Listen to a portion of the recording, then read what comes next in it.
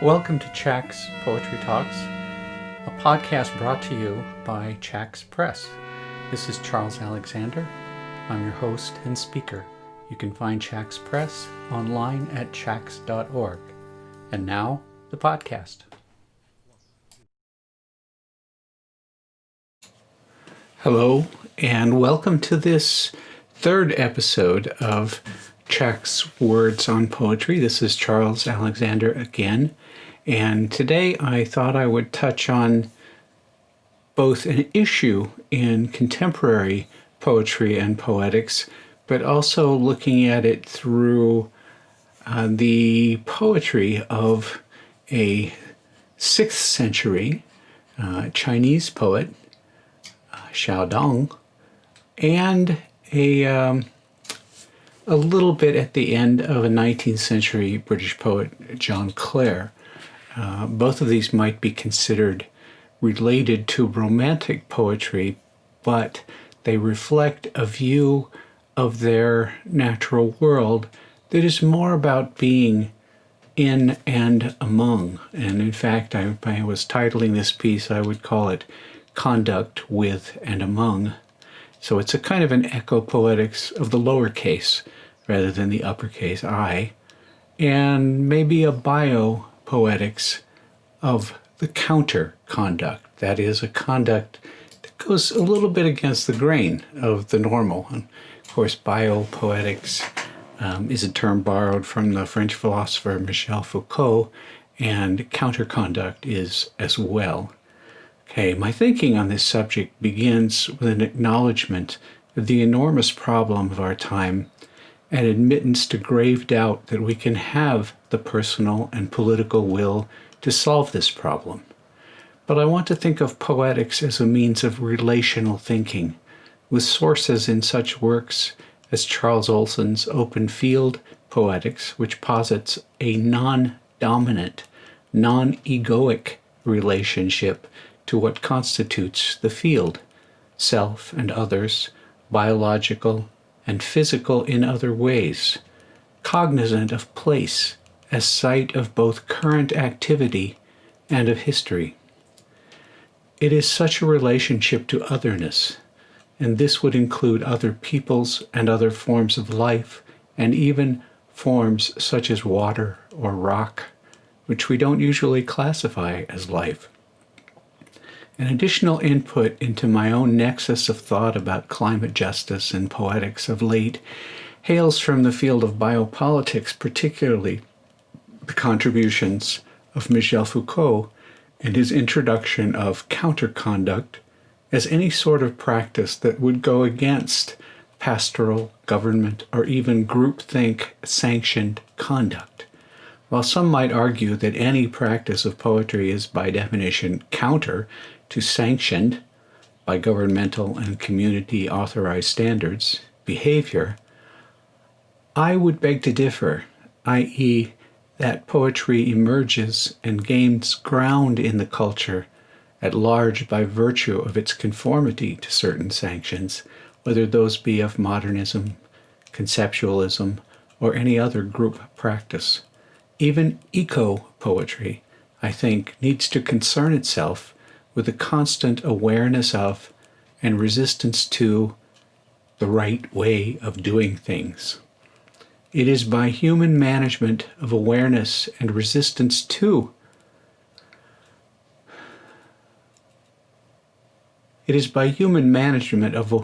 of resources, which includes human exploitation of resources, that we have become immersed in a seemingly inescapable mess. Inescapable because our systems of control do not seem to embrace any practices of otherness, any real challenges to business as usual. We do not need slight alterations of behavior, either as communities, nations, or individuals. We need constant alternatives, not alterations, but altering entirely. William Butler Yeats may have argued that all is changed utterly, but our current predicament would seem to witness that not that much has changed since the early formations of capital in the beginnings of the industrial age. Olson would have us, quote, go contrary, go sing, as I certainly concur, but I want to go back further to earlier enunciations of relationships to the natural world that both recognize that world as complexly interwoven and precariously fragile, and recognize human presence and activity as quite often alien to the non-human natural world. As James Sherry has reminded me, humanity is also nature, yet we seem to pit ourselves in contrast to all the other there, either seeing it as something to serve us or seeing us as having a relationship of dominance our Western Christian heritage once called stewardship or dominion. Even our more recent practices to protect nature are framed in language of preservation and management as though the resources are something outside us, something to be controlled. I think the non-human natural world would prefer a Foucault agency of counterconduct.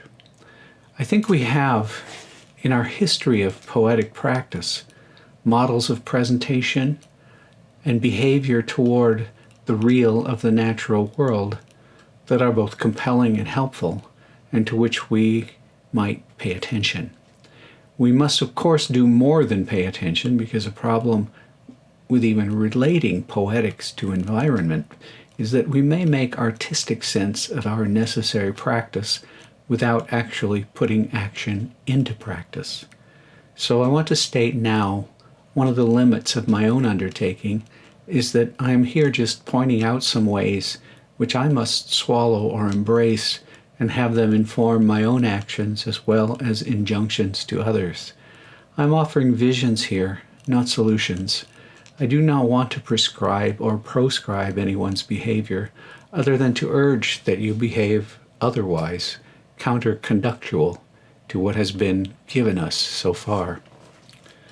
I also want to state that one of the reasons I'm choosing to look at a Chinese poet who flourished more than 1450 years ago, and a British poet who was underappreciated even in his own time 200 years ago, is that I believe we need to think and act locally, regionally, nationally, and globally with regard to the environment, historically as well, and with regard to our poetics touching on that environment.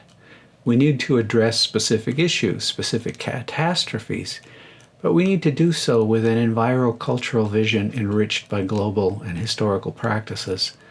I've been cautioned by a colleague I value greatly, asked to stop traveling in places via planes to far places. I fully understand the reasoning behind such caution, but I also think we need to talk to each other in powerful ways all across the planet, and not just electronically, but, and I know this is a somewhat idealistic and outmoded view, face to face, voice to voice, skin to skin. Not that we can do so in this current pandemic quarantine period, but we will regain that ability. To not touch the world is a part of our problem. So yes, touch that earth and touch each other across it. In the pre-Tang, this was in the 8th century, actually the Tang is in the 8th century, pre-Tang that I'm talking about is older than that. The Tang is also held generally as the apex of Chinese poetry. But earlier, during the rule of Liang Wudi, a devout Buddhist, South China experienced a splendid and unprecedented wave of cultural, including religious and literary achievement. A central literary salon was that of Crown Prince Xiaogong, who developed an entirely new poetry named Gong Tu Shi, and that means palace-style poetry, after its location in the Eastern Palace, official residence of the Crown Prince. This poetry was at the time a counterconduct, and it was denounced by Confucian moralists. It was a poetry informed by a Buddhist vision of the illusory nature of the material world, and characterized by an illuminating gaze at physical reality, particularly at the lively natural environment, yet in participation with the human. Xiaogong's poem autumn evening, Qiu Wan, presents such a vibrant world, whole and sufficient. Drifting clouds emerge from the eastern peaks. In the west, the sun descends to the river. Hastening shadows stretch across and darken the walls. Lengthened rays obliquely penetrate the window. Tangled clouds, glowing red, are made circular by the clear water. Tiny leaves outlined by a lamp in the air. That translation by Xiaofei Tian is found in a book, How to Read Chinese Poetry, a guided anthology, edited by Zhong Qizai, published by Columbia University Press. The poem, The Drifting Clouds Emerge from the Eastern Peaks, everything about it, it is a particular time of year, a time of division and transition, autumn evening, and ambiguity. The picture is not exactly clear, rather is cloudy and outlined, going around in circles. The pouring out of the clouds depends on the mountains. The sun's descent colors the river. The clouds cast shadows on walls. Longer rays of late afternoon go through a window. Elements mingle and circle each other in their presence upon and in the clear water. The human elements of wall, window, and lamp are merely open to what is around them, among rather than above or defining. In the Mandarin language, even each even-numbered line rhymes, jiang, chuang, gong, and the elements of the landscape rhyme, but it's a moving, incandescent rhyme, not a closed circuit. It is the world presented in transition as well as in beauty. It is escape in which everything connects, and in which, if there is a human presence at all, it is no more or less than any other presence. Everything connects. Everything is with and among. So briefly, I want to just move to the poet John Clare in the 19th century. Of course, the 19th century in British poetry is in the early part of the century is the great age of Romanticism, and probably we are used to thinking of Wordsworthian view of poetry as a place to experience the sublime, of poetry as a kind of metaphor for what is possible in human consciousness. And yet Clare, one of the least educated of the Romantic poets, one of the lesser known but increasingly celebrated, sometimes called, or has been in the past called, the peasant poet. But I think it's a misnomer. Clare knew much about poetry, knew exactly what he wanted to do with it, and managed to write a poetry in which he was able to present the movements of this natural world in context, or of an agricultural world in context, without certain expectations of how they might be reflected in terms of human need and human meaning. I'm just going to read one poem by Clare, and that is called Mouse's Nest.